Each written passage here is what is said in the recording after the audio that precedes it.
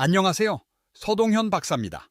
저는 60대, 70대, 80대 환자분들을 오랫동안 진료하면서 많은 분들이 공통적으로 가지고 계신 질문, 즉 마음속 깊은 곳에 자리 잡은 두려움을 발견했습니다. 선생님, 어떻게 하면 기억력 감퇴를 막을 수 있을까요? 예전처럼 정신을 맑고 명료하게 유지하려면 어떻게 해야 할까요? 저는 그러한 우려를 이해합니다. 우리 사회는 뇌 노화를 피할 수 없는 형벌처럼 여기는 경향이 있습니다. 마치 세월이 흐르면서 손주들의 이름을 잊어버리거나 대화의 흐름을 놓치거나 정신이 예전 같지 않다고 느끼는 것이 자연스러운 일인 것처럼 말입니다. 하지만 오늘 제가 아주 중요한 말씀을 드리려고 합니다. 그건 완전히 맞는 말이 아닙니다. 노화는 신체의 자연스러운 과정인 것은 맞습니다. 하지만 우리 뇌에서 이 과정이 진행되는 속도는 우리가 생각하는 것보다 훨씬 더 우리 자신에게 달려 있습니다. 그리고 제가 오늘 이 자리에 선 이유는 바로 조용한 적, 너무나 흔하고 단순해서 우리가 그 해악을 깨닫지 못하는 습관에 대한 경고를 드리기 위해서입니다. 집거실에서 흔히 하는 습관 하나가 시간보다 더 빠르게 뇌를 노화시킬 수 있다는 사실을 알고 계셨나요?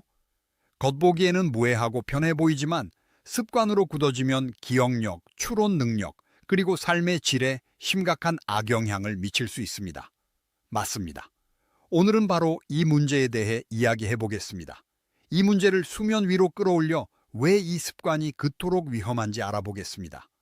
그리고 더 중요한 것은 이 문제를 해결하고 뇌를 오랫동안 젊고 강하며 건강하게 유지하는 간단하고 실용적인 방법을 알려드리겠습니다. 끝까지 함께 해주세요. 이 정보가 여러분의 건강과 에너지 수준을 바꿔놓을 수 있습니다. 그럼 시작해볼까요? 좋습니다. 우선 우리의 뇌를 아름다운 정원이라고 상상해봅시다. 꽃이 만발하고 생명으로 가득한 정원 말입니다. 정원이 적절한 양의 물, 햇빛, 비료로 잘 가꾸어지면 식물은 튼튼하게 자라고 꽃은 아름답게 피어나 오랫동안 아름다움을 유지합니다. 이제 버려진 정원을 상상해보세요. 아무도 물을 주지 않고 가지치기도 하지 않고 늘 그늘에 가려진 정원 말입니다. 어떤 일이 일어날까요? 식물들은 시들기 시작하고 잡초가 무성해지며 흙은 메마르고 딱딱해집니다.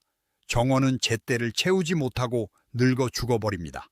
우리 뇌는 매우 유사한 방식으로 기능합니다.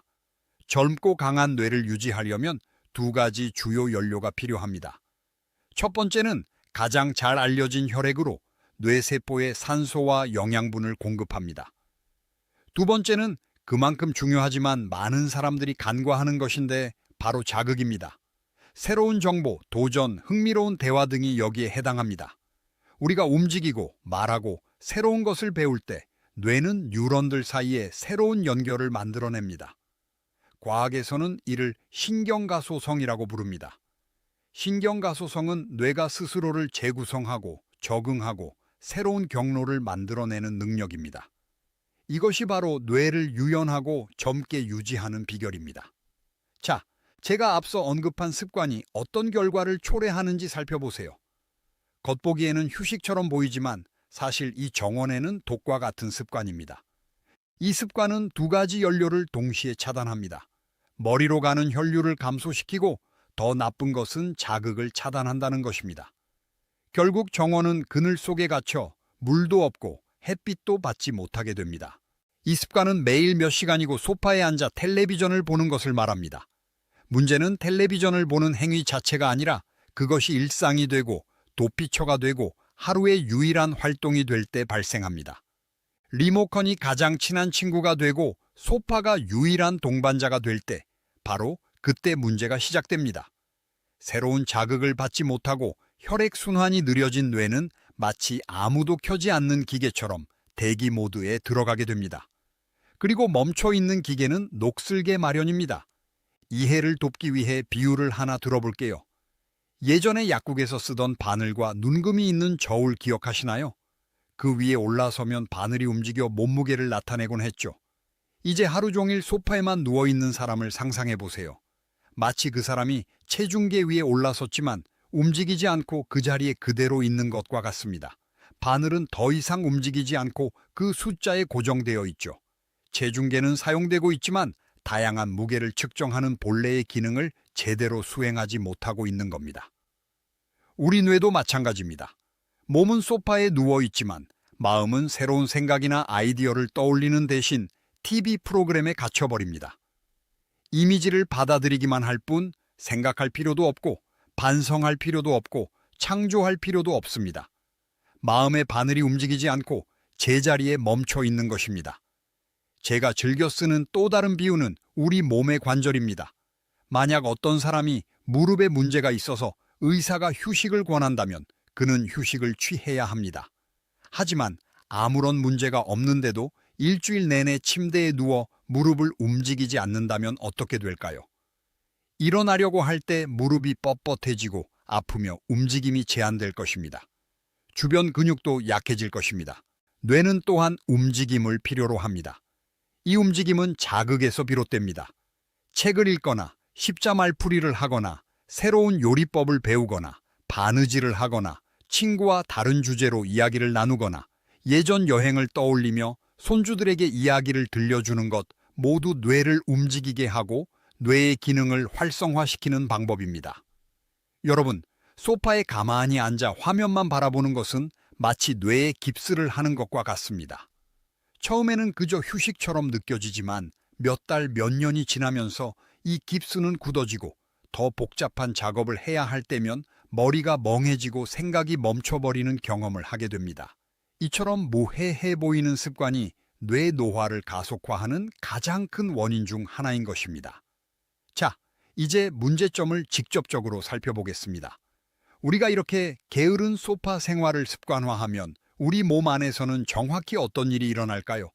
먼저 혈액순환에 대해 이야기해 보겠습니다.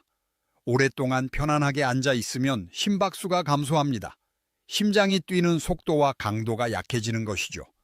그 결과 온몸으로 혈액을 공급하는 속도가 느려집니다. 그리고 신체에서 가장 높은 부분인 머리가 이로 인해 가장 큰 영향을 받습니다. 혈액은 중력을 거슬러 위로 올라가야 하는데 심장이 약하게 뛰면 신경세포에 도달하는 산소가 풍부한 혈액의 양이 줄어듭니다. 마치 정원의 식물이 물을 충분히 받지 못하는 것과 같습니다. 우리도 모르는 사이에 서서히 시들어버리는 것처럼 말이죠. 둘째로 그리고 마찬가지로 중요한 것은 자극의 부족입니다. 텔레비전 시청은 대부분 수동적인 활동입니다. 우리는 그저 정보를 받아들일 뿐입니다. 뇌는 새로운 것을 처리하거나 문제를 해결하거나 이미지를 만들어내기 위해 애쓸 필요가 없습니다. 그저 화면에 나오는 것을 소비할 뿐입니다.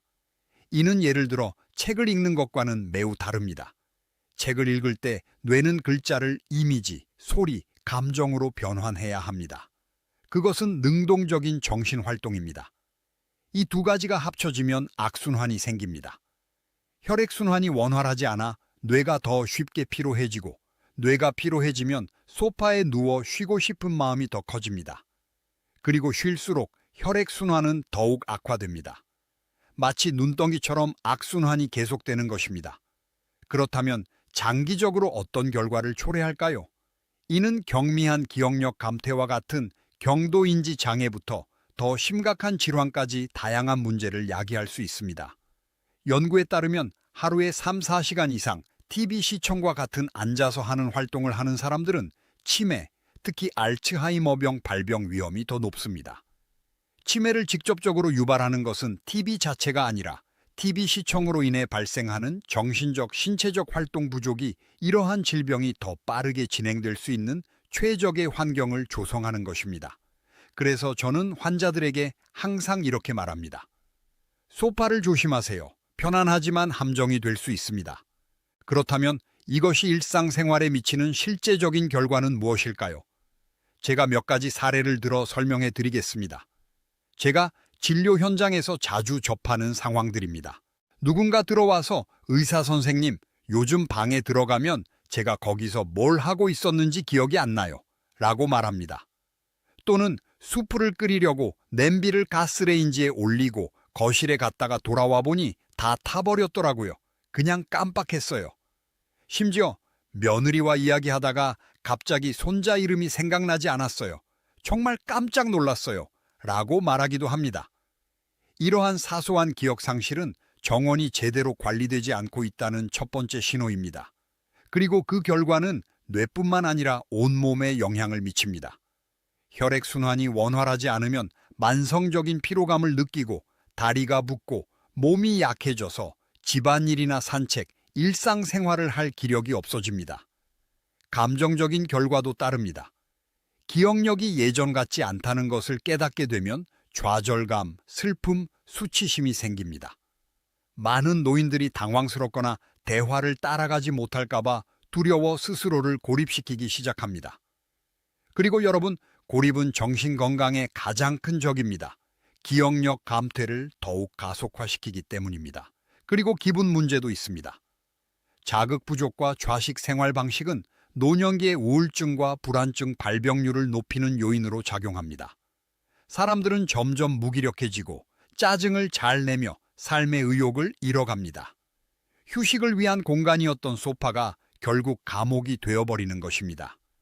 편안한 감옥이긴 하지만 어쨌든 감옥인 것은 마찬가지입니다. 몸에도 악영향을 미칩니다. 척추가 아프고 다리 근육이 약해져 낙상 위험이 높아집니다.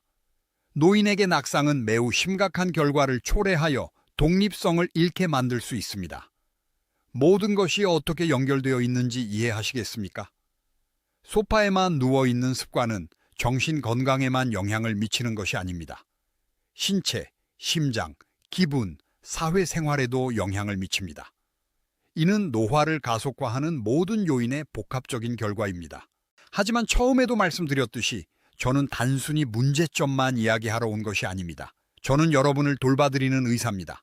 그리고 돌본다는 것은 해결책을 제시하는 것을 의미합니다. 자, 이제 가장 중요한 부분으로 넘어가 보겠습니다.